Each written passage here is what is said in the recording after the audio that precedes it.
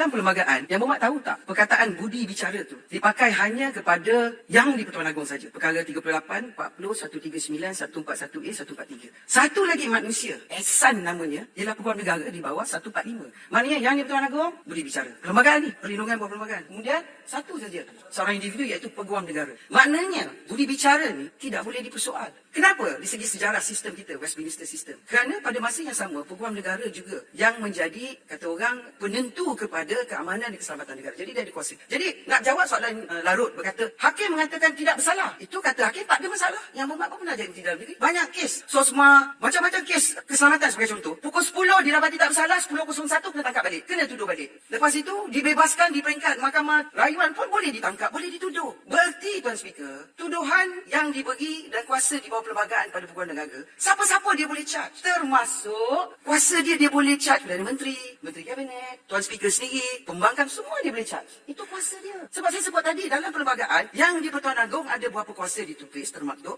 satu je individu diberikan kuasa iaitu peguam negara. Tak ada langsung lah. Jadi berarti di sini, setiap orang peguam negara ada kuasa untuk mendakwa dan juga ada kuasa untuk melepaskan. Sebab sebenarnya dalam sistem kita, saya dah berkali-kali masa saya jadi opposition bench, masa COVID, Yang Berhormat Larut dan kawan-kawan kerajaan tutup parlimen 6 bulan. Saya tulis, ingat tak? Dia tutup parlimen 6 bulan sebab darurat. Okey. Dan saya tulis surat pada peguam negara. Saya kata, kenapa tutup? Peguam negara pun tak jawab surat saya. Dan saya tahu dia akan kata, ini budi bicara saya untuk memberi nasihat kepada kerajaan. Itu hak dia. Jadi di sini, pertama sekali, walaupun hakim membebaskan, tak semesti tak boleh dituduh. Pertama. Kedua, saya nak terang di sini, mana-mana orang yang dilepaskan dalam apa kes sekalipun, kes jenayah, DNA ke, DNAA ke, acquittal and discharge ke, A&D, semua boleh. Tuan Speaker sebab bekas bos polis pun tahu prosedur undang-undang dalam negara kita. Jadi kalau kita nak sebut adanya elemen selective prosecution, berbagai peguam negara sebelum peguam negara pada tarikh mana-mana pemimpin politik, boleh kita mengatakan, ini sebenarnya peguam negara. Macam contohnya saya kata peguam negara Tan Sri Tommy Thomas, banyak kes telah dilepaskan. Itu hak budi bicara. Kemudian kita tengok mantan peguam negara Tan Sri Idrus pun, dia boleh buat apa yang dia buat dalam berbagai kes. Dia ada kes jenayah, kes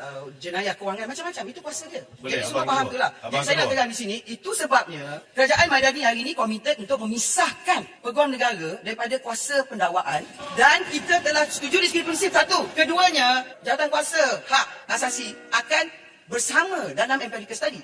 Ketiga, saya nak cakap satu je, kawan-kawan Yang Berhormat semua. Kenapa masa Yang Berhormat kerajaan tak nak pisahkan AZ? Kenapa tak pisah? Bila Yang Berhormat kena, selective prosecution. Bila belah sini kena, padan muka. Apa hal? Sebabnya dalam isu ni, kami di sini cakap kami buat. Yang Berhormat di sana bukan saja tak buat, cakap pun tak. Berkuasa 4 tahun. Kami tunggu, saya duduk situ, saya tegur, saya duduk backbencher. Jadi macam mana ni? Jangan nak cakap tentang selective prosecution. Sebab Kerajaan Madani ni komited kepada tata kelola yang lebih adil. Itu sebab kami ni, hashtag dia we walk the talk. Mereka hashtag they don't walk and they don't talk. Silakan Yang Berhormat. DAP pernah berasa duduk dalam kerajaan 22 bulan. 22 bulan ini akibat daripada keterlanjuran kata-kata, akibat daripada keterlanjuran perbuatan, akhirnya mereka menjadi pembangkang balik. Lim Guan Eng akhirnya menjadi kluster mahkamah. Jadi mereka pun belajar melalui kesilapan. Mereka tidak akan mengulangi kesilapan-kesilapan itu. Itu sebab kita tengok zaman DAP bersama dengan UMNO hari ini, ada kita dengar mulut-mulut celupa seperti mana yang sebelum ini pernah berlaku. Ada. Contohnya, bila mana Ramasamy mempertikaikan tentang saiz penjawat awam di kalangan Bumi Putra. Kita berasa je Ramasamy, tengok apa pendirian yang DAP ambil. Dia gugurkan Ramasamy daripada jadi calon pilihan raya. Bukan setakat gugurkan daripada menjadi Timbalan Ketua Menteri. Calon pilihan raya pun tak dapat. Bila Tony Puah mengherdik pemimpin UMNO, mengatakan DN korup dan sebagainya, kita lihat Tony Puah pun tak dicalonkan menjadi calon Dewan Undangan Negeri dalam pilihan raya yang lepas. Begitu firmnya Anthony Loke ketika itu. Bila mana ada seorang anak muda daripada DAP, pemuda Pepsi, mengeluarkan kenyataan yang mengguris hati orang Melayu di Balakong, kita lihat pada hari yang sama YB Anthony Loke telah pun menggantung keahlian individu ini sementara menunggu siasatan. Nampak firm DAP cuba menjaga hati orang Melayu, cuba menjaga hati orang Islam. Mereka takkan membenarkan mana-mana pemimpin mereka mengeluarkan kenyataan. Ada juga lah cakap, habis tu kenapa YB Anthony mengeluarkan kenyataan bahawa mereka akan kekal dengan Malaysia-Malaysia? Tak betul sebenarnya tu. Dia tak cakap mereka akan kekal dengan Malaysia-Malaysia. Apa yang dia cakap ialah tidak perlu melakukan perubahan pada perlembagaan dia. Kerana apa yang disebut tentang Malaysia-Malaysia, deklarasi setapak, itu dulu. Tetapi pada tahun 2012, mereka sudah pun ada deklarasi baru. 2015, mereka buat lagi satu deklarasi DAP at 50. Yang jelas menyatakan bahawa mereka menghormati hak istimewa Melayu, kedudukan Islam, kedudukan agama persekutuan, kedudukan Raja-Raja Melayu, kedudukan bahasa Melayu. Mereka menghormati apa yang terkandung dalam perkara 152, 153, perkara 3 Perlembagaan Persekutuan. Maknanya tak payahlah cerita benda yang lepas. Jadi tak betul lah ada orang kata kita ni bila kita bersama dengan DAP maknanya kita menyokong Malaysia-Malaysia. Malaysia. Mana ada? Janganlah bodoh sangat. Apa maksud Malaysia tu? Hak sama kata. Kalau dah DAP buat kenyataan bahawa mereka menghormati kedudukan Islam sebagai agama persekutuan. Sama kata tak kedudukan Islam dengan agama lain? Tak sama. Agama lain boleh diamalkan secara aman. Kalau DAP kata mereka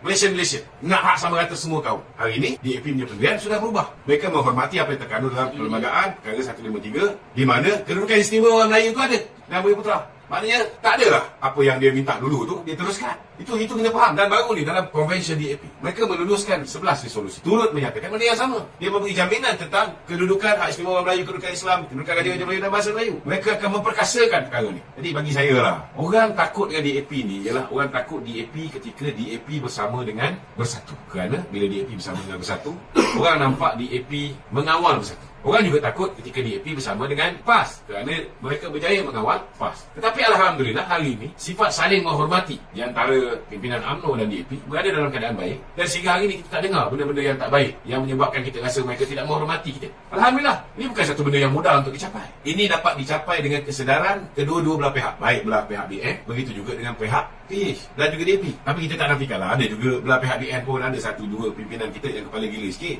Kita abaikan dia orang sebab itu pendirian peribadi dia, bukan pendirian parti. Kita tak boleh nak expect semua orang kepala dia betul. Kita pun tak boleh expect Ramasamy ni kepala dia betul. Tapi ketidakbetulan Ramasamy itu dah dijawab. Kepala tak betul Tony Puan ni pun dah dijawab dengan tindakan pihak DAP. Pemuda Nepsi yang mengeluarkan kenyataan yang mengguris hati orang Melayu itu pun dah dijawab oleh YB Anthony. So, janganlah kita sentiasa nak merungut, tak puas hati tu, tak puas hati ni. Everybody is trying their level best to take care of all the component party of kerajaan perpaduan ataupun unity government. So, janganlah kita nak cari titik perbezaan, nak highlightkan.